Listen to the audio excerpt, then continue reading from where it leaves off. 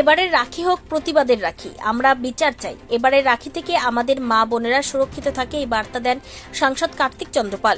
রায়গঞ্জ লোকসভা কেন্দ্রের সাংসদ কার্তিক চন্দ্র পালের উপস্থিতিতে কালিয়াগঞ্জে রাখি উৎসবের আয়োজন করা হয়। সোমবার কালিয়াগঞ্জ বিজেপির শহর মণ্ডলের উদ্যোগে শহরের সুকান্ত মোড়ে রাখি বন্ধন উৎসবের আয়োজন করা হয়।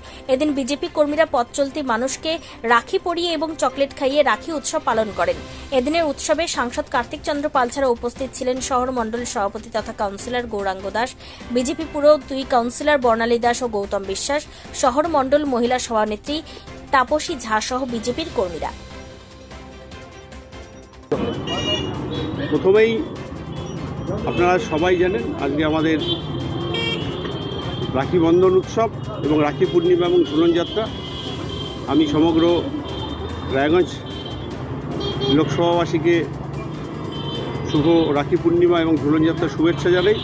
তার সাথে এবারের রাখি হোক প্রতিবাদের রাখি, আমরা বিচার চাই এবং এই রাখি বন্ধনের দিনে আমরা ভগবানের কাছে একটাই প্রার্থনা করব, আমাদের সমস্ত মা বোন যেন সুরক্ষিত থাকে এবং আমরা সবাই যেন সুরক্ষিত থাকি।